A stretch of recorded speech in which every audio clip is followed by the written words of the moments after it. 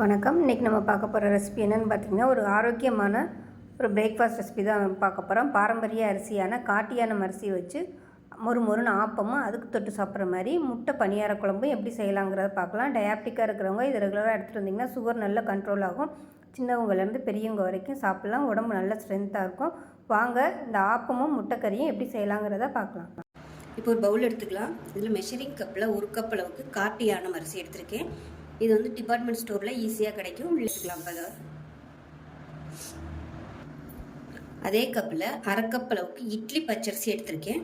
பொடி பச்சரிசி வந்து வேணாம். பலகாரத்துக்கு வந்து இட்லி பச்சரிசி தான் நல்லாயிருக்கும். அதாவது நம்ம பொங்கலுக்கு போடுற பச்சரிசி வந்து பொடியாக இருக்கும். இது வந்து பலகாரத்துக்கு போடுற அரிசின்னு கேட்டிங்கன்னா தருவாங்க. இல்லைன்னா குண்டு பச்சரிசின்னு கேட்டு வாங்கிக்கோங்க.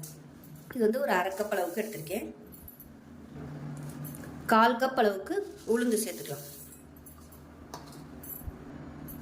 1/2 டேபிள் ஸ்பூன் வெந்தயம் சேர்த்துக்கலாம். இதை வந்து நல்லா ஒரு 4-5 தடவை கழுவணும். கழுவிட்டு பார்க்கலாம்.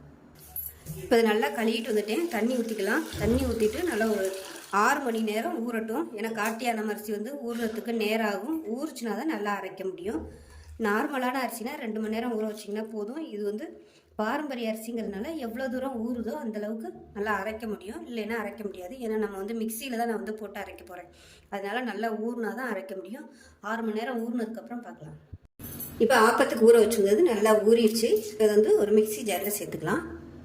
இப்போ ஒரு மிக்சி ஜார் எடுத்துக்கலாம். இதில் வந்து எந்த கப்பில் எடுத்தோமோ அதே கப்பில் ஒரு 1/4 கப் அளவுக்கு சாதம் எடுத்துக்கலாம். நான் வந்து இன்னைக்கு பழைய சாதம் எடுத்திருக்கேன். அதாவது ரொம்ப பழைய சாதம் இல்லை, ஒரு நாள் புளிச்ச சாதம் வந்து எடுத்திருக்கேன். இதுக்கு பதிலாக டயாபிட்டிக்காக இருந்தீங்கன்னா சிவப்பரிசி இருக்கும் இல்லையா, அதை கூட இதுக்கு பதிலாக நீங்கள் வந்து வேக வச்சு அதை சேர்த்துக்கலாம்.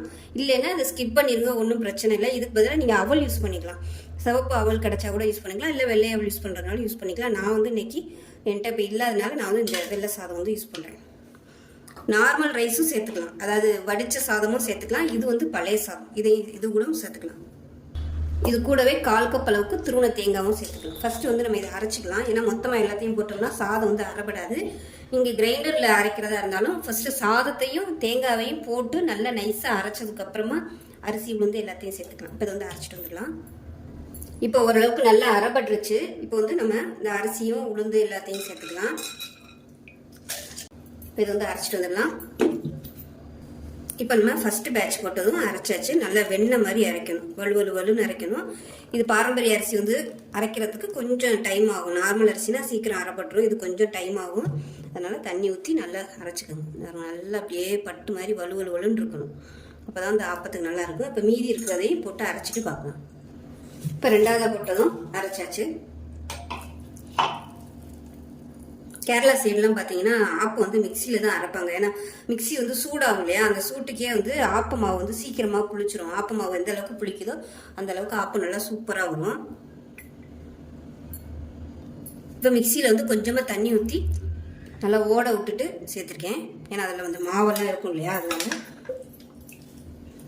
இங்கே அரைக்கும் போது உப்பு சேர்த்துக்கோங்க. நான் வந்து உப்பு சேர்க்கலை, அதனால் இப்போ வந்து கொஞ்சமாக உப்பு சேர்த்துக்கிறேன். தேவையான அளவுக்கு சேர்த்துக்கலாம். சேர்த்துட்டு இப்போ வந்து நம்ம கை வச்சு நல்லா கரைச்சி விட்டுக்கலாம். இப்போ மாவு உப்பு போட்டு கரைச்சிட்டேன். மாவு வந்து நல்லா சூடாக இருந்துச்சு மிக்சியில் போட்டதுனால.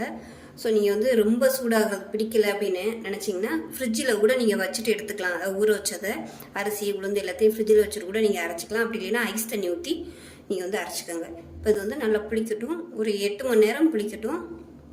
புளிச்சதுக்கப்புறம் பார்க்கலாம்.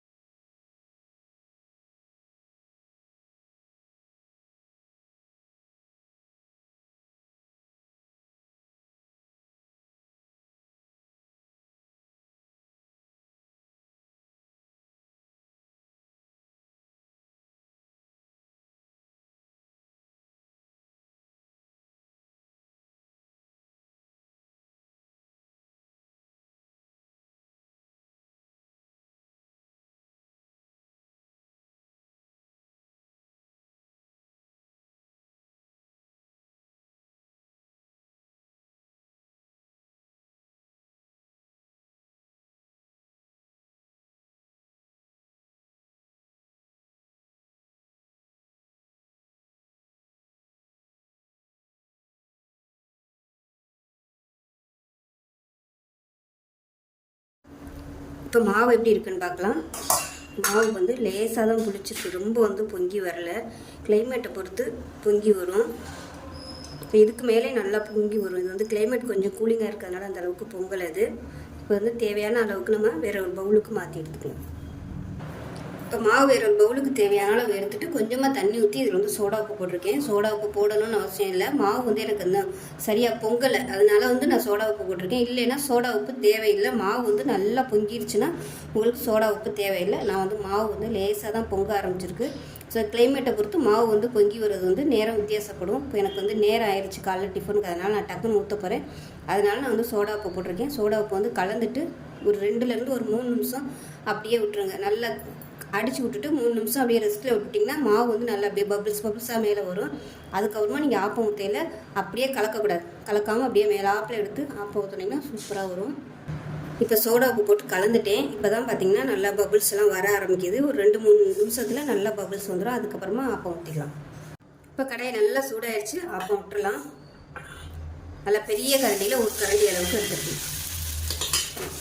நல்லா சுழட்டி விட்டுக்கலாம்.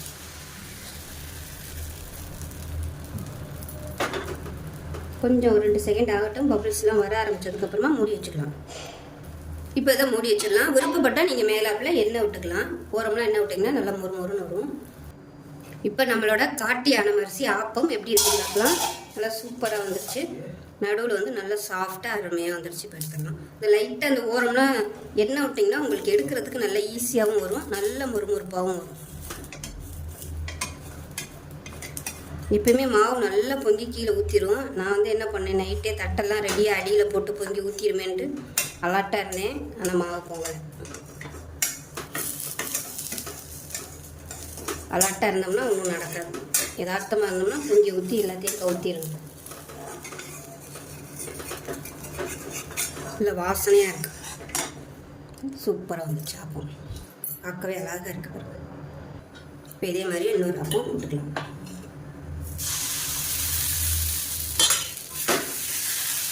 இரும்பு கடையில் ஆப்பம் பண்ணுவது சூப்பராக வரும்.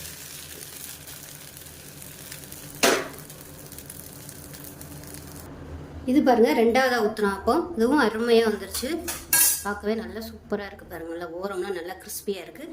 இந்த சைடு முட்டை பணியார குழம்பு ரெடி ஆயிடுச்சு. இதுதான் வைக்கணுங்கிறதுல நீங்கள் தேங்காய் பால் இல்லை வேறு எந்த கறி வச்சுனாலும் சாப்பிட்லாம். நான் வந்து இன்றைக்கி முட்டை கறி வச்சுருக்கிறேன். தேங்காய் பால் வந்து அவ்வளோ பிடிக்காதுங்கிறதுனால முட்டை கறி வச்சுருக்கேன். இது டயாபெட்டிக்காக இருக்கிறவங்களுக்கு ஒரு அருமையான ரெசிபி.